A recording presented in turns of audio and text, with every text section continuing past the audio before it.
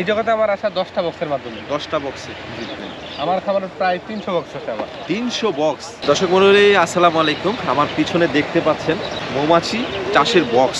এই বক্সগুলোতে মৌমাছি চাষ করে বিভিন্ন ফুলের মধু সংগ্রহ করে থাকে এখানকার উদ্যোক্তারা। দর্শক আমরা আপনাদের মাঝে আজকে দেখানোর চেষ্টা করব মধু কীভাবে সংগ্রহ করতে হয় এবং তাদের আয় ব্যয় নিয়ে একটু কথা বলবো এই মধু চাষির সাথে। দর্শক এই মুহূর্তে অবস্থান করতেছি আমরা বগুড়া দুপচাচিয়া গ্রামে। এখানকার বিভিন্ন জায়গায় এ ধরনের মৌ চাষিরা এই মধু সংগ্রহ করে থাকে বিভিন্ন ফুলের। বর্তমান সরিষা ফুল বুঝতে পারছেন, সরিষা ফুল থেকে তারা মধু চাষ সংগ্রহ করে থাকে। দর্শক এখানকার যে লোকাল যারা আছে অনেক এখানে ভাইয়েরা আছে, আমি দেখি এখানে আরেক ভাই দেখে কাজ করছে, ওনার সাথে একটু কথা বলি। উপস্থিত আসসালামু আলাইকুম। ভালো আছেন বড় ভাই? আলহামদুলিল্লাহ। বড় ভাইয়ের বাসা কোথায়? আমার বাসা পঞ্চগড়। পঞ্চগড়। আমার এই বড় ভাইয়ের বাসা পঞ্চগড়। এই সেক্টরে কতদিন থেকে আপনি? 24 বছর। 24 বছর। দর্শক বড় ভাই 24 বছর থেকে মধু অনেক ছোটকাল থেকে চাষ করি। ছোটকাল থেকে না? এইটাতেই পড়ে থাকেন নাকি? জি, এটা এমন একটা হয়েছে আর কি, এটা ছাড়া আমার ভালো লাগে না। ভালো লাগে না নাকি? এই যে সারা জীবন বাইরে থাকেন, এটা মজা লাগে। এটা মজা লাগে নাকি? মনে হয় আপনারও একটা প্রবাসে কাটাচ্ছেন নাকি? দর্শক আমাদের আনন্দ সময় যায় আর কি, আমরা সবসময় যাওয়া আসা করি, দেশের ভিতরে আছি। মধু উৎপাদন হয়, মানুষের সঙ্গে বিভিন্ন মানুষের সঙ্গে পরিচয় হয়, সাক্ষাৎ হয়, মধু খাই। আসসালামু আলাইকুম, আমি মোহাম্মদ জুয়েল রানা। আমি একজন উদ্যোক্তা এবং মৌ খামারি। আমার এই জগতে আসা আজকে থেকে 4 বছর আগে। আল্লাহর রহমতে আমি এই জগতে এখন সফল উদ্যোক্তা একজন। আচ্ছা, আমরা এখন যে জায়গায় অবস্থান করতেছি এটা কোথায় জুয়েল ভাই? এটা হলো আপনার বগুড়া জেলা দুপচাচিয়া। বগুড়া জেলাতে। জি, প্রতি বছর আপনারা বিভিন্ন জায়গায় যায় থাকেন নাকি? জি অবশ্যই। আমি গতবারও বগুড়াতে ছিলাম, আপনারা তো দেখছেন এই ভাইয়ের প্রতিবেদনে। আবার কয়টা বক্স নিয়ে শুরু ছিল এই মধু চাষে? এই জগতে আমার আসা 10টা বক্সের মাধ্যমে। 10টা বক্সে। বর্তমানে কতগুলো বক্স আছে আপনার এখানে? আমার এই খামারে প্রায় 300 বক্স আছে। 300 বক্স। জি, একজন উদ্যোক্তা 10টা নিয়ে শুরু ছিল, যার বর্তমানে 300 বক্স তার। প্রত্যেকটা বক্সে খরচ কেমন আসে? এই আল্লাহর রহমতে এবছর একটু মাছের দাম বেশি, তো তার কারণে 8,000 টাকার মতো পড়ছে। 8,000 টাকা করে। আলহামদুলিল্লাহ অনেক খরচ। একটা শিক্ষিত উদ্যোক্তা যিনি একদম বেকার ছিল, তার 10টা নিয়ে শুরু ছিল। মাশাআল্লাহ। আমরা এবার বর্তমান নিয়ে আলোচনা করি। বর্তমানে মধু কেমন দাম চলতেছে? এবারে বছর আল্লাহর রহমতে আবহাওয়া খারাপ, তারপরেও দাম আছে মোটামুটি। আপনারা মধু সিজন কম হওয়ার কারণে একটু দামটা একটু কমই। সিজনে কি সব ফুলের মধু চাষ করেন নাকি? জি, আমরা এখন আছে সংগ্রহ করেন? জি, শরীয়তপুর যাবো আজকে থেকে 7-8 দিন পরে, কালোজিরা ধনিয়ার মাঠে। তাই না? কি কি ফুলের মধু সংগ্রহ করেন? আমাদের কাছে পাবেন হলো সরিষা থেকে শুরু, সরিষার পরে ধনিয়া, ধনিয়ার পরে কালোজিরা, কালোজিরার পরে লিচু, লিচুর পরে মিষ্টি কুমড়া, তারপরে হলো তিলের মধু।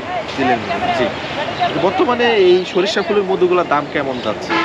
বর্তমানে খুচরা বিক্রি করতেছি আমরা 450 টাকা করে কেজি। পাইকারি নিলে আরো সাশ্রয় আছে হ্যাঁ, নাকি? পাইকারি দামটা ওইটা আলাদা না? আলাদা ফোনে কন্ট্যাক্ট করে নিতে। আচ্ছা, সিজনে এই যে সরিষা ফুলের যে মধুগুলো সংগ্রহ করেন আপনারা, আপনাদের 300 বক্স থেকে কেমন টাকার মধু সংগ্রহ করেন আইডিয়া? আল্লাহর রহমতে অনেক, এটা লাভবান ব্যবসা। আমি 10টা থেকে আজকে 300 বক্স বানাইছি, তার মানে বুঝতে হবে এটা কত টাকা এটাতে আল্লাহর রহমতে আছে। তাই না? হ্যাঁ। এমনি কি আসলে রিস্কের দিক কি আপনার? এই মধু এই চাষ করে কোনো রিস্ক আছে কি? হ্যাঁ, আবহাওয়া যদি ড্যাম দেয় তাহলে রিস্ক, বর্ষার সময় রিস্ক থাকে, অতিরিক্ত বৃষ্টি হলে মৌমাছির নষ্ট হওয়ার সম্ভাবনা থাকে। সেক্ষেত্রে কি ক্ষয়ক্ষতির সম্ভাবনা থাকে? হ্যাঁ, ক্ষয়ক্ষতি হয়, কিন্তু ওটা অল্প, সব কিছুতে রিস্ক আছে। হালাল ব্যবসা মানে রিস্ক। আমরা একটু আপনার এই সাইডটা একটু দেখি। এখানে আপনার কতগুলো স্টাফ আছে? কতজন আছেন আপনার স্টাফ? এখানে আমাদের 5 জন লোক আছে। 5 জন। হ্যাঁ, আমি সহ 6 জন। 6 জন না? আচ্ছা আচ্ছা। পাশে দর্শক দেখতে সরিষার জমি দেখতে পাচ্ছেন আপনারা, যে সরিষার জমি। আর এইদিকে জুয়েল ভাই, তাহলে যেহেতু আপনার মধু সংগ্রহ নিয়ে কাজ নাকি, পাশাপাশি অন্য কিছু করেন না শুধু এটাই? এটা এখন বর্তমানে আমার ব্যবসা এটাই। এটাই না? হালালভাবে খাইতে হলে একটু কষ্ট লাগে, কষ্ট লাগে আরাম করে খাইলে তো ভাই সম্ভব না। না? অনেক সময় দেখা যায় যে বাইরে যেহেতু থাকে, অনেক সময় শিয়াল, বিভিন্ন ধরনের হিংস্র যারা আছে, প্রাণী আছে, এরা তো আক্রমণ করতে পারে। সেক্ষেত্রে সেফটি কেমন নেন আপনারা?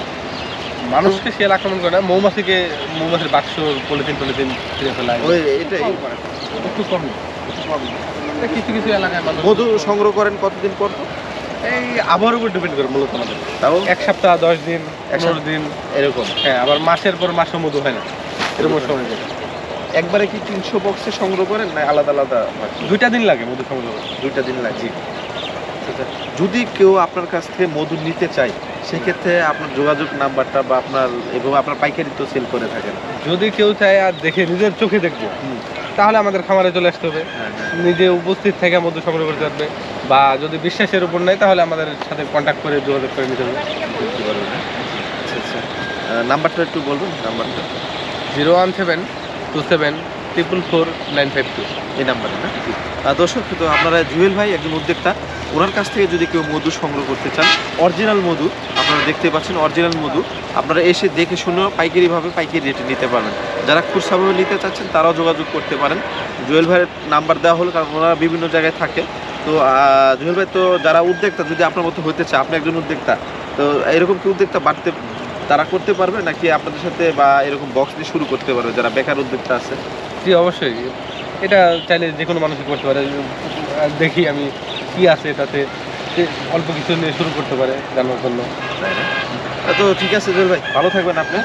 অসংখ্য ধন্যবাদ আপনাকে সময় দেওয়ার জন্য। আপনার যেহেতু কাজের সময়, যেহেতু পলিথিন আপনি ইয়া করবেন, তো ঠিক আছে, ধন্যবাদ। ওকে, তো দর্শক আপনারা ভালো থাকবেন। আজকে এই পর্যন্ত এই ভিডিও থেকে বিদায় নেব। সম্পূর্ণ আলাদা একটা ভিডিও, আপনারা ভালো থাকবেন। অবশ্যই আমার পেজটি ফলো দিয়ে দেবেন এবং ইউটিউব চ্যানেলটি সাবস্ক্রাইব করে সাপোর্ট করবেন। ধন্যবাদ, আজকে এই পর্যন্ত, খুদা হাফেজ।